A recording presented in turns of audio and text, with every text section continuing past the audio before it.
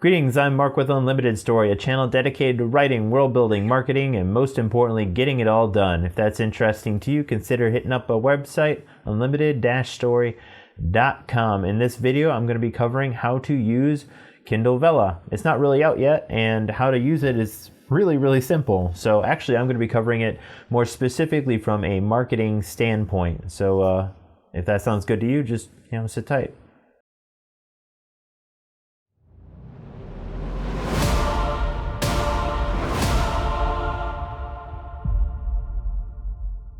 So if you want to get started with Kindle Vella, you're going to want to go to this webpage right here. I'll put the link in the description. If you're new to self-publishing through Amazon, you're going to have to set up an account up here. But once you're good to go, right here is a link to Kindle Vella, and it'll give you all the information you need.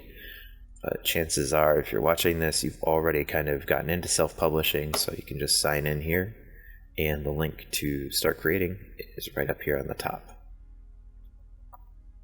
As you can see, I've already started just putting some stuff together, but it's only a few clicks and you are good to go. Title, author name, description, give it an image, select a category, and then throw in 7 tags. And the tags are probably going to be the most important part, especially in the early stages. And you publish, and really there is nothing else to it. So what I'll actually cover now is the marketing end, which I think is going to be far more important and far more useful.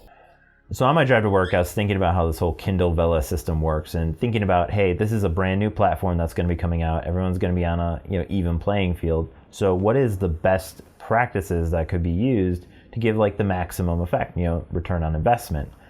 And here's what I came up with. So this is a new platform that's social, but fortunately it's not a social media platform. But interestingly enough, it's going to follow similar trends, aka meaning the people who kind of come up in the ground level, who start when the platform starts, gets the extra advantage of being the first and therefore have the most likes or reviews and so on.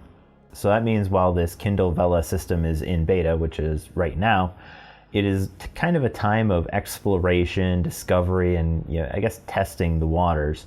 Really, it's a time where you can be shoving as much content in, building up your library or your portfolio, your arsenal, whatever you want to call it, so that when it's out of beta, and I'm assuming when people can actually start reading the content that's up there, you could already have a full portfolio for people to review and make purchases. So really, it's just a great opportunity for you to hone your skills, get yourself ready, and basically be as prepared as you can be for when readers are coming.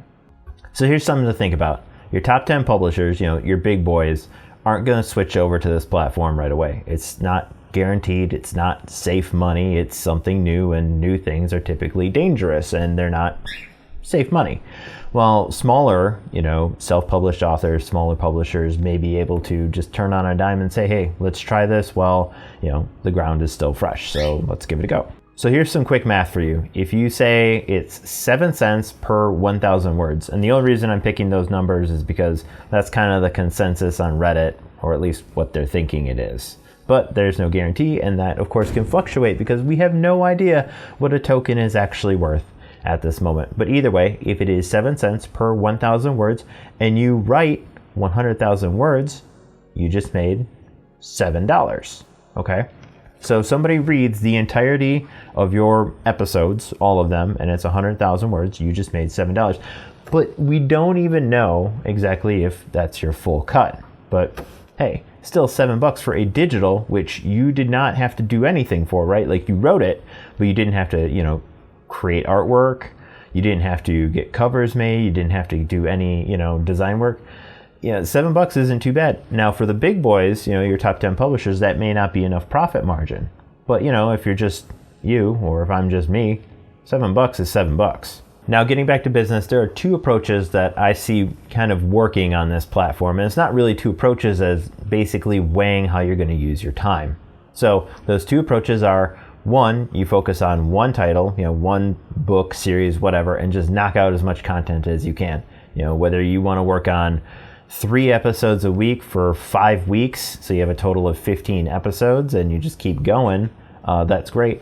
Or the other option is to go with, let's say, 3 different titles. So you're working on 3 stories at the same time, and every week, let's say, you knock out 1 episode.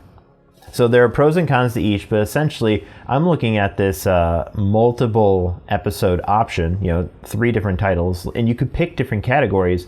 You're giving yourself additional face time. Basically it's like you are additional boxes on a shelf.